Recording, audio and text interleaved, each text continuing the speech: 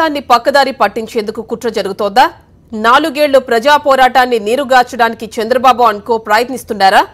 నమ్మి ఓట్లు వేసిన కోట్లాది మంది భవిష్యత్తుతో ఆడుకోవాలని చూస్తున్నారా? రాష్ట్ర భవిష్యత్తును అధఃపాతాళంలోకి నెట్టేయాలని చూస్తున్నారా? హోదాను అడ్డుకుని ఏం సాధిద్దామని అనుకుంటున్నారు? హోదా నినాదాన్ని పక్కదోవ పట్టించడానికి ఎందుకు రకరకాల విన్యాసాలు చేస్తున్నారు? హోదా నినాదం పార్లమెంట్ సాక్షిగా ఢిల్లీలో పీక్ స్టేజ్ కు వెళ్లినప్పుడు టాలీవుడ్ లో కాస్టింగ్ కౌచ్ పేరుతో స్పెషల్ స్టేటస్ ను డైవర్ట్ చేయడానికి ఎందుకు ప్రయత్నించారు? హోదా నినాదాన్ని వినపడకుండా చేయడానికి ఏ పదాన్ని అయితే తెర మీదకు తెచ్చారో ఆ పదమే ఇప్పుడు చంద్రబాబు అనుకోకు బూమరాంగ్ అయిందా? Watch the story.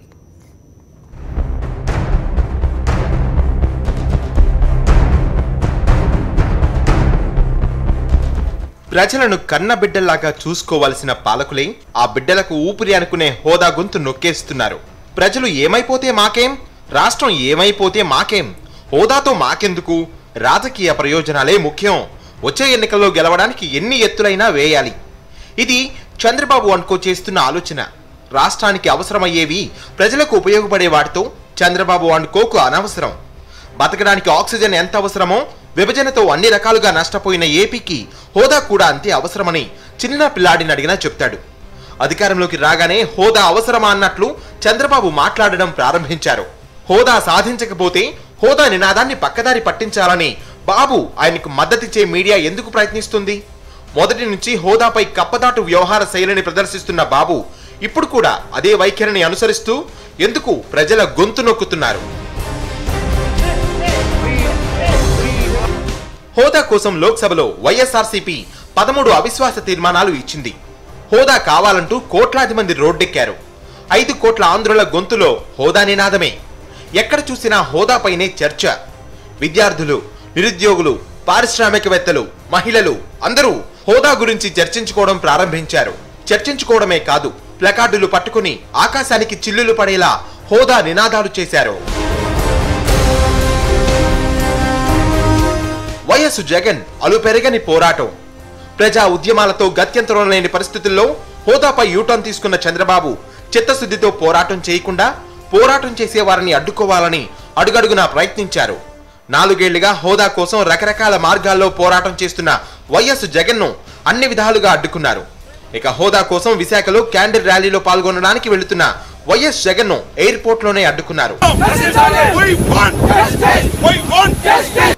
గుంటూరులో దీక్షను భగ్నం చేశారు.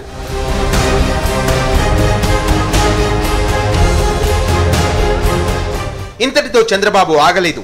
అవకాశం వచ్చిన ప్రతిసారి ప్రత్యేక హోదాను తక్కువ చేసి చూపించడానికి ప్రయత్నించాడు. తక్కువ చేసి మాట్లాడారు. హోదా ఉన్న ఈశాన్య రాష్ట్రాలు బాగుపడ్డాయా? కోడలు మగబిడ్డను కంటానంటే అత్త వద్దంటుందా? హోదాలో ఉన్న ప్రయోజనాలు ప్యాకేజీలో ఉంటాయి. ఇలాంటి ప్రకటనలతో రాష్ట్ర భవిష్యత్తుతో చంద్రబాబు ఆడుకున్నారు. కోట్లాది మంది ఆంధ్రులను కన్ఫ్యూజన్ లోకి నెట్టేశారు.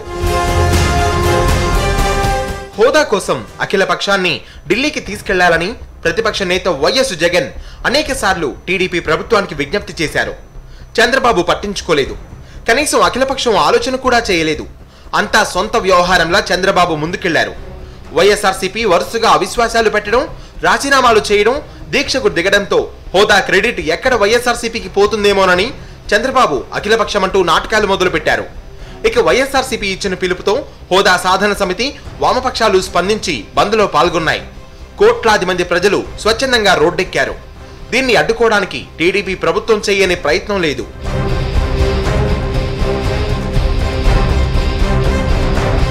అసెంబ్లీ సాక్షిగా జగన్ గొంతు నొక్కినా, బంద్లు, ధర్నాలు, దీక్షలు అడ్డుకున్న బంగాళాఖాతం హోరుల హోదా నినాదాలు మారుమోగడం ఆగలేదు. ఇక్కడే చంద్రబాబు అనుకో ఎత్తులకు పదును పెట్టడం ప్రారంభించారు. హోదా నినాదం మీడియాలో వినపడకూడదు, కనపడకూడదు. ఏం చేయాలి? ఏదో ఒకటి చేయాలి. ఇక్కడే పచ్చబుర్రలు పదును తేలాయి. కాస్టింగ్ కౌచ్ అనే పదాన్ని తమ అనుకూల మీడియా స్క్రీన్ల మీదకు తెచ్చారు.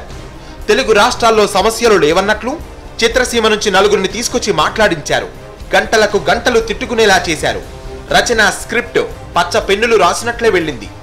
స్వకార్యం, స్వామి కార్యం రెండూ తీరతాయని ఎల్లో మీడియా భావించినట్లుంది. మెగా ఫ్యామిలీపై బాణాలు ఎగ్గిపెట్టింది. కానీ ఇక్కడే పచ్చబుర్రలు అంచనా వేయని విధంగా బూమరాంగ్ అయింది. జన్మనిచ్చిన అమ్మను కూడా ఈ వివాదంలోకి లాగడంతో మెగా ఫ్యామిలీ భగ్గుమంది. పవన్ కళ్యాణ్ తన ట్విట్టర్లో విరుచుకుపడ్డారు.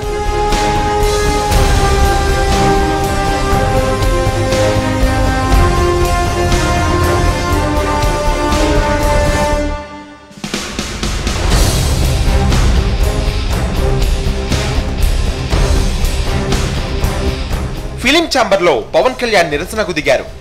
ఫిలిం ఛాంబర్లో పవన్ అభిమానులు ఆందోళనకు దిగారు.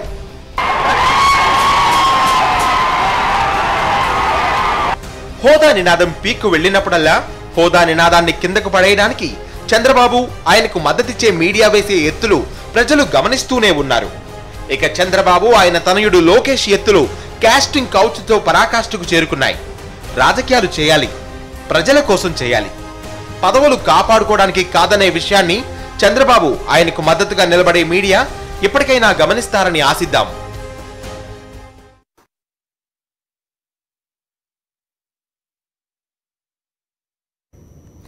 ముఖ్యమంత్రి